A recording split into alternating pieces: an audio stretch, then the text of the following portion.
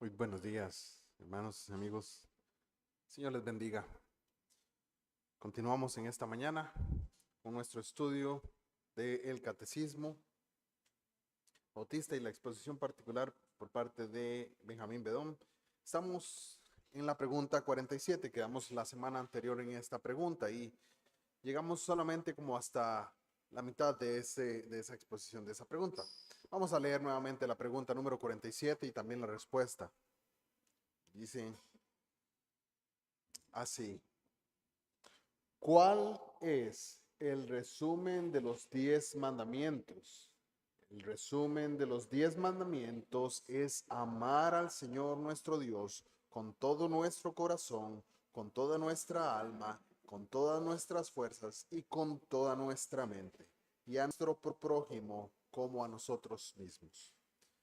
Estuvimos hablando acerca de este mandamiento, de este resumen de los 10 mandamientos, ¿verdad? El Señor hace este resumen de los 10 mandamientos cuando se enfrenta con algunos escribas, llegan a preguntarle, ¿verdad?, acerca de cuál es el mayor de los mandamientos. Esta es la referencia y esta es la respuesta del Señor Jesús. Pero ciertamente lo que el Señor Jesús está haciendo en este caso es recordando la importancia de la ley moral de Dios. Toda es importante. Amar al Señor tu Dios, y el segundo es semejante, ¿verdad?, a nuestro prójimo como a nosotros mismos. En medio de esa pregunta, de esos mandamientos, vimos que la referencia era un pasaje de Deuteronomio, Deuteronomio capítulo 6, versículo 5. No es necesario ir ahí en esta mañana, pero ese es un resumen de la ley, ¿verdad? Estamos viendo este resumen de la ley o de los 10 mandamientos. Al hablar de ese resumen de los 10 mandamientos, vimos la importancia que tiene entre esos 10 mandamientos, que la primera parte incluye todos los mandamientos que son acerca de Dios, ¿verdad? El amar al Señor nuestro Dios con todo nuestro corazón, con toda nuestra alma, con todas nuestras fuerzas y con toda nuestra mente, significa amarlo integralmente, con todo lo que soy, con todo lo que usted es, debe amar al Señor. No es haciendo una separación entre, bueno, yo lo amo con mi cuerpo, pero con mi mente no, con mis fuerzas, pero no con mi alma. No, eso no es lo que está diciendo. Está diciendo todo, cada parte de su ser con la que usted pueda imaginarse, usted debería estar amando al Señor, nuestro Dios. Eso es lo que les está recordando. Pero bueno, en medio de eso, es importante recordar que también implica todos los deberes de la primera tabla. ¿Cuáles son los deberes de la primera tabla? Bueno, tener solamente un Dios, el único Dios vivo y verdadero. Luego, no hacerse ídolos. Luego, no hacernos imágenes de Dios para reemplazarlo a Él. Y luego, guardar el día del Señor. Estos son los 4 primeros mandamientos. Estoy parafraseándolos, pero estos son los 4 primeros mandamientos que incluyen esa parte de amar al Señor nuestro Dios con todo nuestro corazón, con toda nuestra alma y con toda nuestra mente. Es muy importante que entendamos que todo eso está ahí. Después el segundo o la segunda parte de este resumen incluye el amor al prójimo. Y como hemos estado viendo en las predicaciones por la mañana, eso incluye honra a tu padre y a tu madre, no matarás, no hurtarás. Eh, ¿Cuáles otros? Bueno, no cometerás adulterio, y ahorita estamos viendo también el de no codiciarás, ¿verdad? Todos esos incluyen esta parte de amar a tu prójimo, ¿verdad?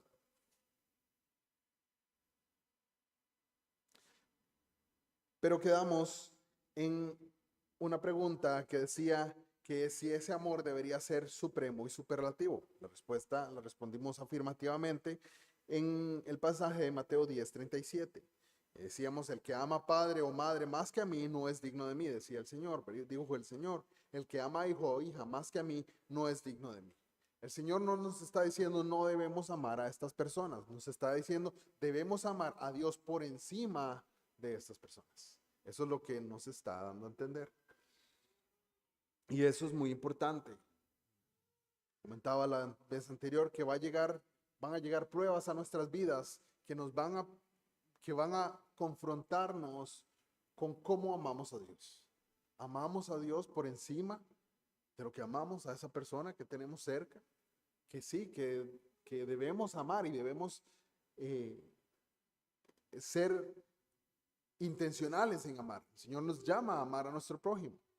El Señor nos llama como hombres, como esposos, a amar a nuestras esposas, a amar a nuestras familias, a honrar a nuestros padres. El Señor nos da todos esos llamados, pero por encima de esos llamados debemos amarle a Él en primer lugar. Y eso es muy importante. Luego, la pregunta con la cual continuamos para esta semana es, ¿y debería ser constante y permanente? ¿Qué debería ser constante y permanente? Bueno, está hablando de ese amor por Dios. Sí, debería ser constante y permanente. En ese pasaje que tenemos ahí de Judas, capítulo 1, versículo 21, Judas nos dice, conservaos en el amor de Dios, esperando la misericordia de nuestro Señor Jesucristo para vida eterna. En esta instancia, Judas les está hablando, está escribiendo una carta y está saludando a los hermanos. Es conocida como una carta universal. No sabemos a qué grupo de hermanos fue dirigida exactamente, pero Judas les está diciendo, conservaos en el amor de Dios. Veamos la imagen que Judas les está poniendo a estos hermanos quienes reciben esta carta, y para nosotros también. Les está diciendo, conservaos, guárdense en el amor de Dios.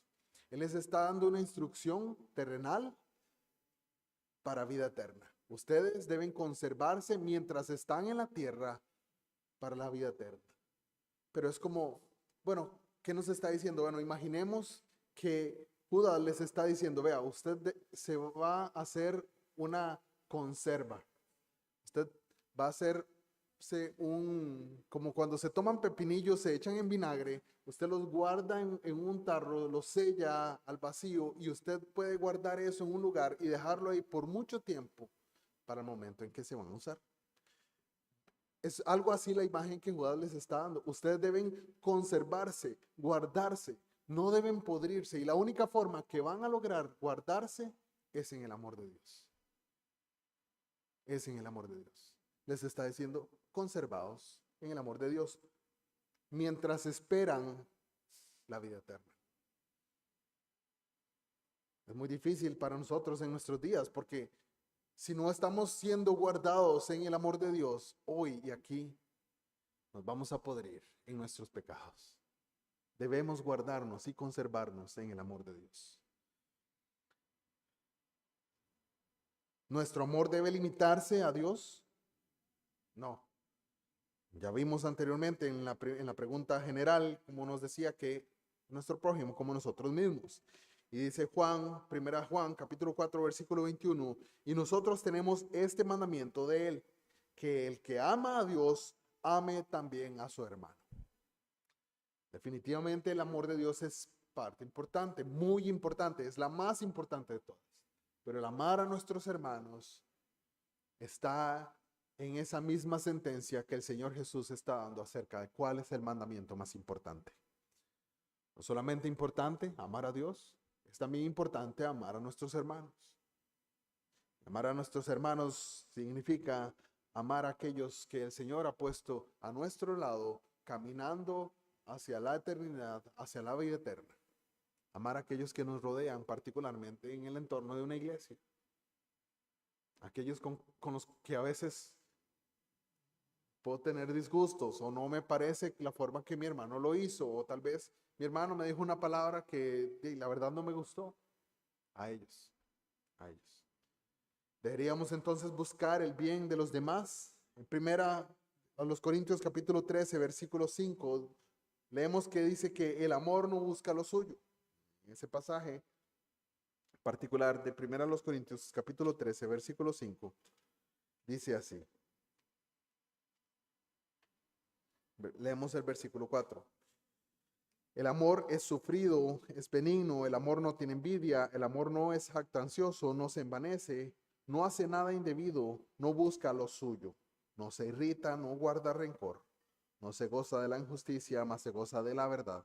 Todo lo sufre, todo lo cree, todo lo espera, todo lo soporta. Tenemos la imagen, tal vez, de el amor que se nos ha vendido en muchas películas, en novelas, un amor superficial y vacío de carácter. Pero el amor que el Señor nos manda a tener por nuestros hermanos es este amor. Un amor que no busca lo suyo, que no se irrita y que no guarda rencor.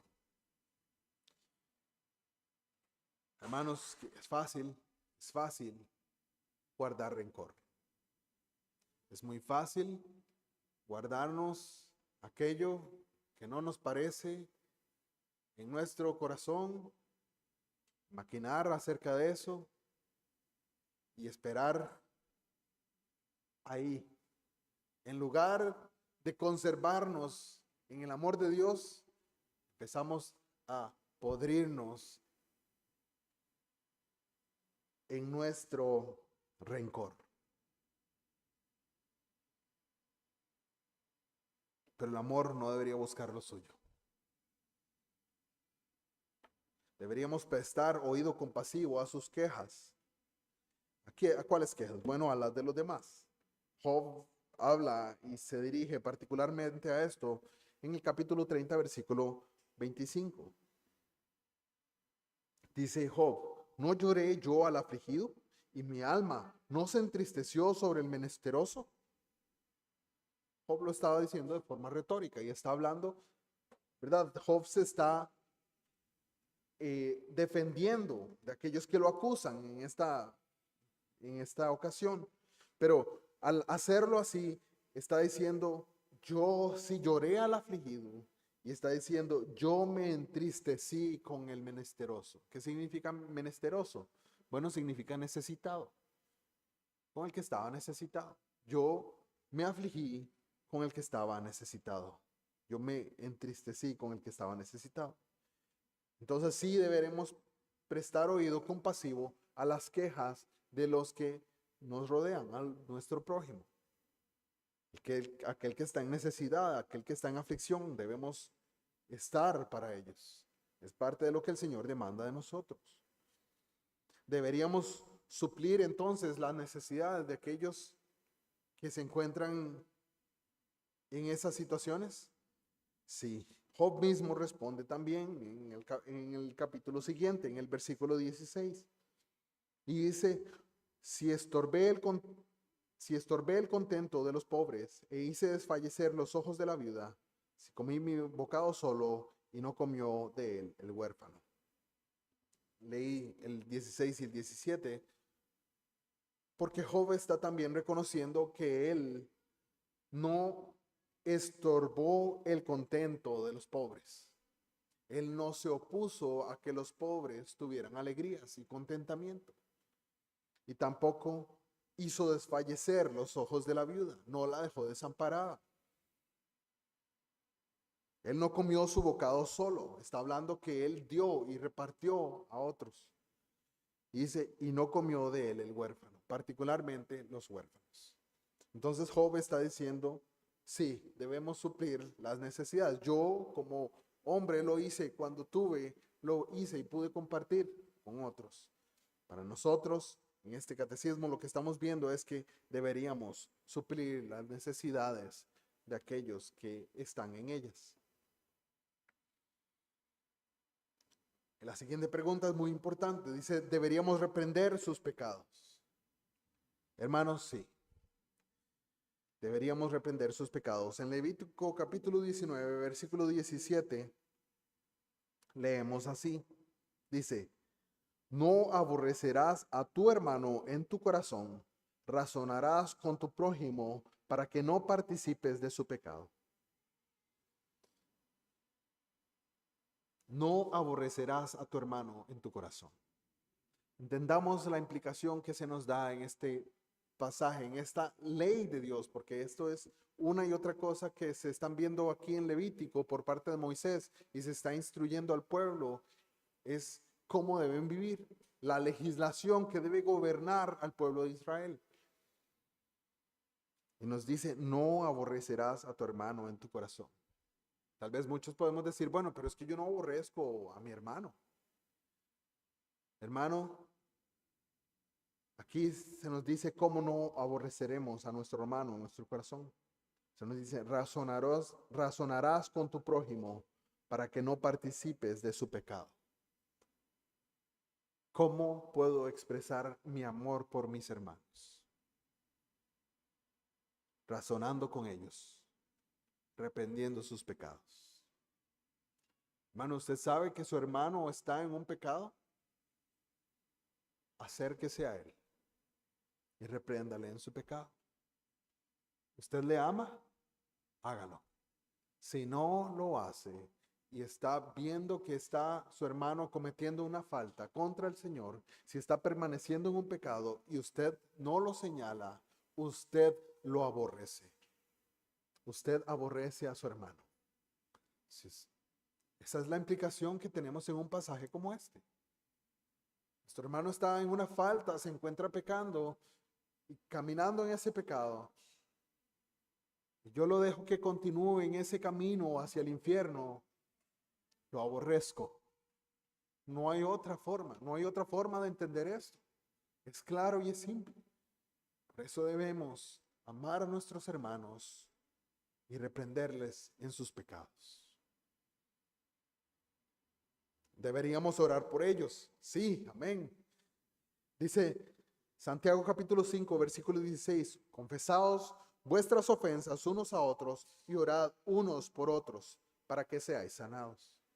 Si leemos ese pasaje un poco más a profundidad de ese pasaje de Santiago, veremos algo particular. Santiago capítulo 5, versículo 16.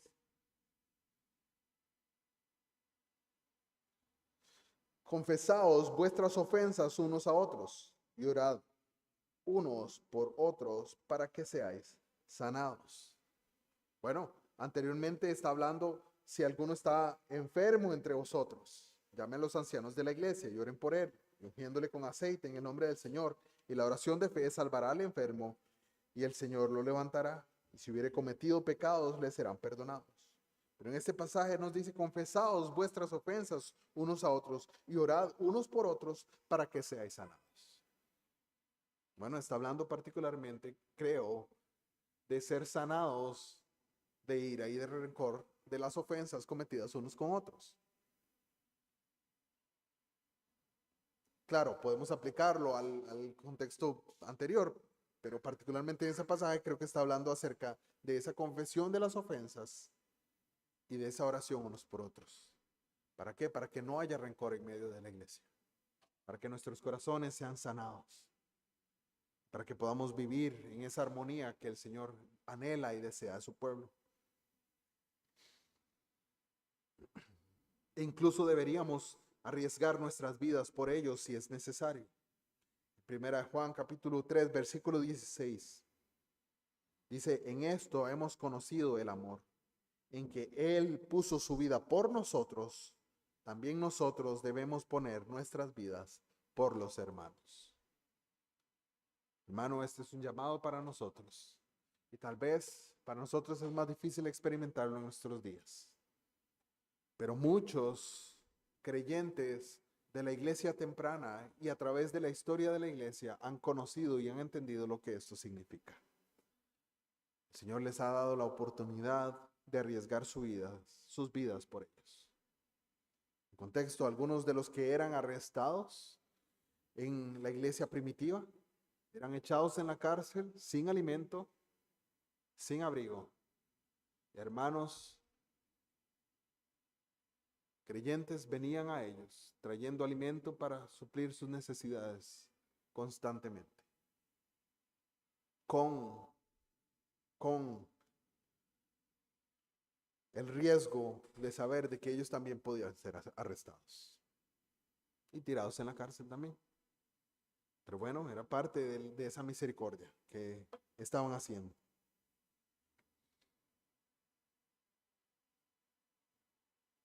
Deberíamos amar a otros como Cristo nos amó a nosotros.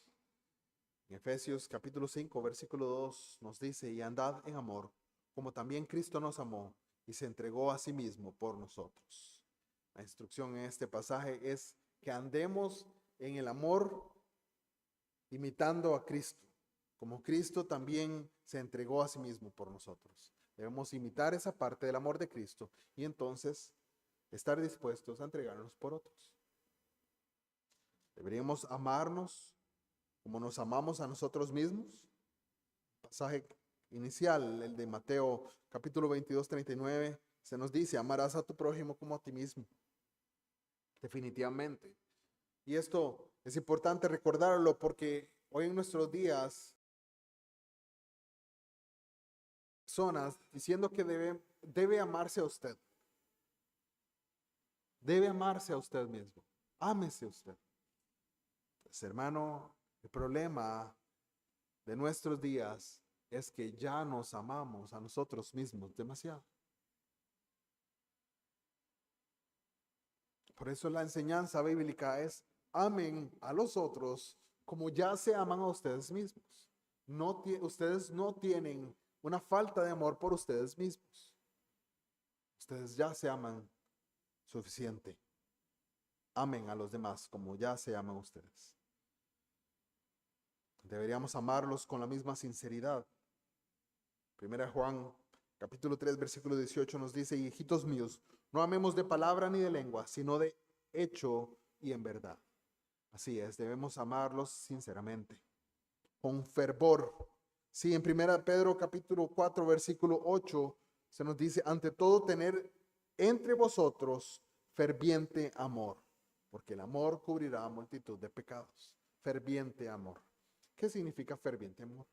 Bueno, hay una palabra de aquí, de nuestro idioma, que proviene de este ferviente. ¿Cuál es? Bueno, efervescencia. Es activo, está en movimiento, está haciendo, no está pasivo, sino que está llevando a cabo una labor. Ferviente amor. Nuestro amor debe estar activo por nuestros hermanos. Y este amor activo, siendo ejercitado, va a cubrir multitud de pecados. Debe ser ese amor con la misma constancia. Sí. En Hebreos capítulo 13, versículo 1, se nos dice que permanezca el amor fraternal. Permanezca. Nos habla de que ese amor debe permanecer, debe estar en el camino uno y otra vez, hoy, mañana, al día siguiente, debe permanecer.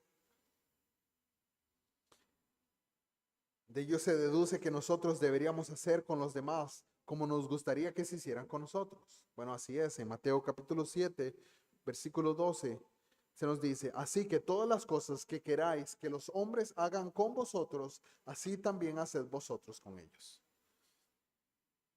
Esto es parte lo que es conocido como la regla de oro. Hagan por los demás lo que quieren que se hagan por ustedes. Es otra forma de decirlo, ¿verdad? No podemos esperar eso de los demás si no estamos dispuestos. Estamos dispuestos a hacerlo.